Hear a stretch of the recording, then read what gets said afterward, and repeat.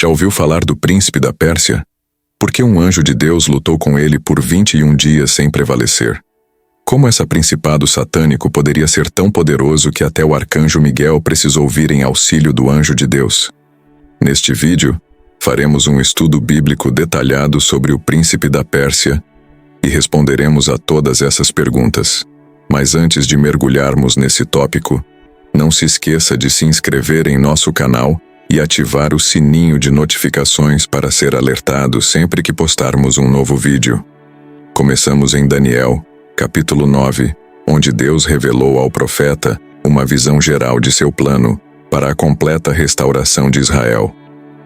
Os capítulos 10 a 12 apresentam a visão final recebida por Daniel, detalhando o plano divino de Deus para seu povo, especialmente durante o período entre o Antigo e o Novo Testamento, com foco nos impérios Medo-Persa e Grego. Mais tarde, Daniel também é informado sobre os eventos da Grande Tribulação, um período desafiador que Israel enfrentará com a chegada do Anticristo. Esta revelação para Daniel é crucial para entender os eventos históricos e futuros relacionados a Israel. No capítulo 10, aprendemos sobre uma intensa oposição espiritual. Um demônio poderoso conhecido como o Príncipe da Pérsia, que impediu um mensageiro celestial de entregar uma mensagem essencial a Daniel por 21 dias. Claramente, Satanás não queria que essa informação chegasse a Daniel e ao povo de Deus. Vamos ler Daniel 10, a partir do versículo 10. E eis que uma mão me tocou, e me pôs tremendo sobre meus joelhos e sobre as palmas das minhas mãos, e disse-me: Ó Daniel, homem muito amado, entende as palavras que te falo e levanta-te sobre os teus pés, porque a ti sou agora enviado. E, falando ele comigo esta palavra, eu estava tremendo, e disse-me: Não temas, Daniel, porque desde o primeiro dia em que aplicaste o teu coração a compreender e a humilhar-te perante o teu Deus, são ouvidas as tuas palavras, e eu vim por causa das tuas palavras. Mas o príncipe do reino da Pérsia resistiu-me 21 dias. E eis que Miguel, um dos primeiros príncipes, veio para ajudar-me, e eu fiquei ali com os reis da Pérsia. Agora, vim para fazer-te entender o que há de acontecer ao teu povo nos últimos dias, porque a visão é para dias ainda por vir. Caros ouvintes, quando Daniel recebeu a visita desse mensageiro celestial, ele estava na Babilônia. O primeiro versículo de Daniel, capítulo 10, marca historicamente a visão no terceiro ano de Ciro, rei da Pérsia, por volta do ano 536 a.C. 2 anos antes, Ciro havia permitido que os judeus que quisessem retornar a Jerusalém o fizessem, e mais de 42 mil embarcaram na jornada de retorno, conforme registrado em Esdras, capítulo 2, versículo 64. Daniel, talvez devido à sua idade avançada, com mais de 80 anos, não retornou com os outros exilados, possivelmente devido às suas obrigações governamentais. O capítulo 10 começa com a descrição do conflito que a nova revelação provocou em Daniel. A mensagem era verdadeira e o conflito intenso. Tais revelações frequentemente o deixavam angustiado e preocupado. Como podemos ver, esse grande conflito pode referir-se tanto à oposição de Satanás em impedir a comunicação divina, quanto aos eventos desafiadores que o povo de Israel enfrentaria, conforme anunciado na profecia. No entanto, como veremos, Daniel conseguiu entender a mensagem e obter discernimento sobre a visão. Isso nos lembra que mesmo nos tempos de maior resistência espiritual, Deus continua a revelar sua vontade e fortalecer seus servos. Por 3 semanas, dediquei-me à oração e ao jejum, abstendo-me de alimentos delicados, carne e vinho, e não me ungi até que esses dias fossem completados. Esse foi um período de intensa intercessão por meu povo e uma busca pelo pleno entendimento da palavra que havia recebido. As 3 semanas terminaram no 24º dia do primeiro mês, uma época em que os israelitas celebravam a Páscoa e a festa dos pães asmos. Curiosamente, não participei da Páscoa, nem comi o cordeiro pascal, talvez profundamente impactado pela revelação que havia recebido. Foi nesse contexto, ainda abalado pela visão, que Deus respondeu às minhas orações, enviando um mensageiro celestial. No entanto, ele revelou que foi detido por 21 dias por um demônio conhecido como o Príncipe da Pérsia. Vamos revisitar as Escrituras. Daniel 10, 12, diz: E disse-me: Não temas, Daniel, porque desde o primeiro dia em que aplicaste o teu coração a compreender e a humilhar-te perante o teu Deus, são ouvidas as tuas palavras, e eu vim por causa das tuas palavras. Mas o príncipe do reino da Pérsia resistiu-me 21 dias. E eis que Miguel, um dos primeiros príncipes, veio para ajudar-me, e eu fiquei ali com os reis da Pérsia. Essas palavras mostram que minhas orações foram ouvidas desde o primeiro dia. Eu era um homem muito amado por Deus, e meu coração estava verdadeiramente comprometido em entender e me humilhar diante dele. Isso destaca o quanto meu desejo fervoroso era conhecer e seguir a vontade de Deus. Quando uma pessoa se compromete dessa maneira, não há dúvida de que Deus se revelará a ela. No entanto, ainda posso me perguntar por que o mensageiro celestial demorou tanto para responder às minhas orações. Lembro-me de estar angustiado por 3 semanas e, embora não tenha expressado essa preocupação, o anjo se apressou em explicar que o príncipe do reino da Pérsia o confrontou por 21 dias. Mas Miguel, um dos principais príncipes, veio em seu auxílio. O termo príncipe, em hebraico, denota um chefe ou líder de qualquer categoria ou classe, e isso se alinha com a ideia do Novo Testamento de que seres angelicais têm suas hierarquias. Em Colossenses 1:16, lemos: Porque nele foram criadas todas as coisas que há nos céus e na terra, visíveis e invisíveis, sejam tronos, sejam dominações, sejam principados, sejam potestades, tudo foi criado por ele e para ele. E em Efésios 6:12, porque não temos que lutar contra a carne e o sangue, mas sim contra os principados, contra as potestades, contra os príncipes das trevas deste século, contra as hostes espirituais da maldade nos lugares celestiais. Esta passagem indica que tanto os anjos fiéis quanto os caídos estão incluídos nessas categorias. O príncipe mencionado em Daniel representa uma força diabólica, um anjo maligno, o que no Novo Testamento também são chamados de demônios. Este episódio destaca a influência que os anjos podem ter sobre os governos humanos, conforme mencionado pelo apóstolo Paulo em Efésios 6:12.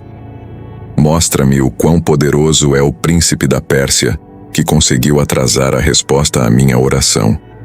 No meio de sua jornada do céu, o anjo enviado por Deus teve que atravessar um território nos lugares celestiais, descritos em Efésios 6:12, habitado por espíritos malignos. Miguel, então, veio para libertar esse anjo da oposição do príncipe da Pérsia.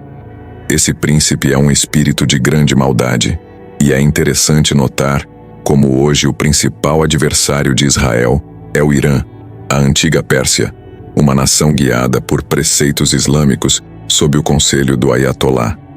As forças demoníacas por trás desses eventos estão sob o comando de Satanás, com a missão de levar essa nação, seus líderes e seu povo à ruína. Daniel capítulo 10 revela que frequentemente há intensas batalhas nos lugares celestiais das quais não estamos cientes. Nesse caso, o anjo de Deus teve que continuar lutando primeiro com o príncipe da Pérsia e depois com o príncipe da Grécia. Daniel 10:20 diz: E ele disse: Sabes por que vim a ti? Agora voltarei para pelejar contra o príncipe da Pérsia, e saindo eu, eis que virá o príncipe da Grécia. Esses versículos indicam que cada nação pode ter um anjo maligno atuando sobre ela, mas também há anjos de Deus em ação. E aqui vemos que o arcanjo Miguel luta em favor da nação de Israel. Miguel, um dos principais príncipes, cujo nome significa quem é como Deus, é referido como um arcanjo, e lidera um exército angelical contra o dragão e seus anjos. conforme descrito em Apocalipse capítulo 12. Ele interveio para garantir que o mensageiro celestial me alcançasse, Daniel, para entregar informações sobre os reinos da Pérsia e da Grécia, que são detalhadas no capítulo seguinte.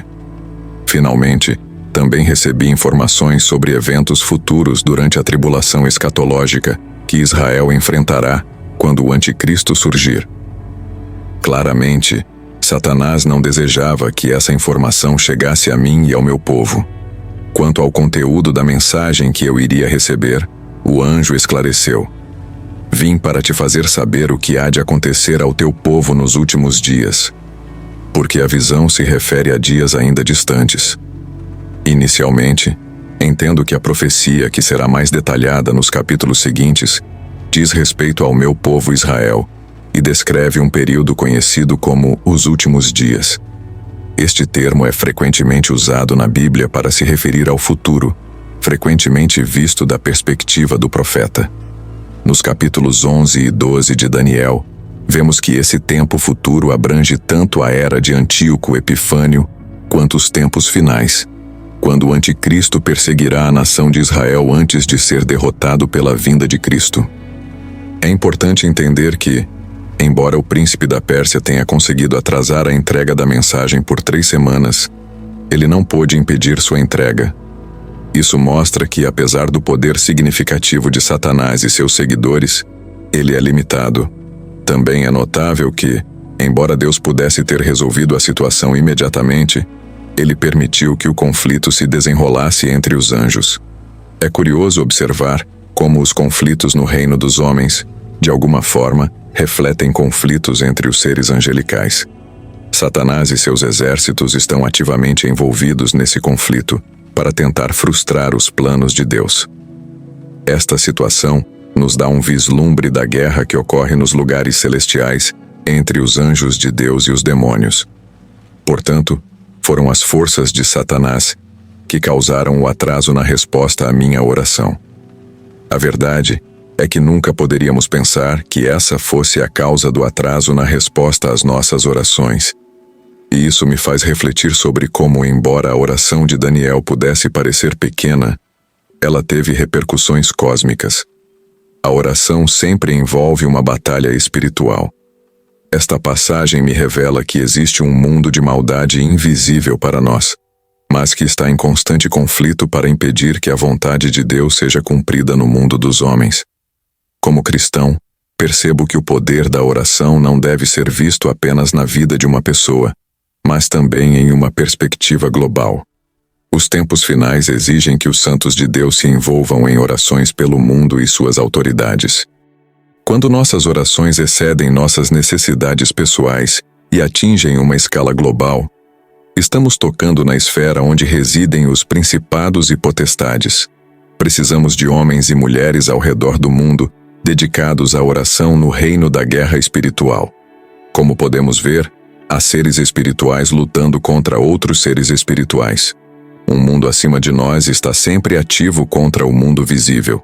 Isso faz o coração do cristão de hoje se perguntar: que anjo maligno preside sobre os Estados Unidos, Venezuela, Haiti, Coreia do Norte, Índia, China, os países do Oriente Médio, África? A lista é muito longa. Há países onde o evangelho é proibido, e isso nos leva a imaginar a terrível luta espiritual que ocorre nesses lugares. Como mencionei, precisamos de homens e mulheres ao redor do mundo dedicados à oração no reino da guerra espiritual. Em Efésios 6:12 é dito: porque não temos que lutar contra a carne e o sangue, mas sim contra os principados, contra as potestades, contra os príncipes das trevas deste século, contra as hostes espirituais da maldade nos lugares celestiais. Hoje, imploramos que você proteja o mundo e seus habitantes com paz, afastando a onda destrutiva do terrorismo, restaurando a amizade e derramando nos corações de suas criaturas o dom da confiança e da prontidão para perdoar. Espírito Santo Consolador, visite as famílias em luto pela perda de seus entes queridos, vítimas inocentes da violência e do terrorismo.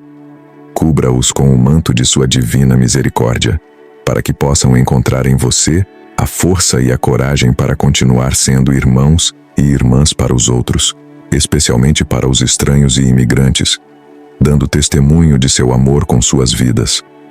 Mova o coração dos terroristas, para que reconheçam o mal de suas ações e retornem ao caminho da paz e do bem, respeitando a vida e a dignidade de cada ser humano, independentemente de sua religião, origem ou status social. Deus eterno, Pai compassivo, ouça esta oração que elevamos a você em meio ao ruído e ao desespero do mundo.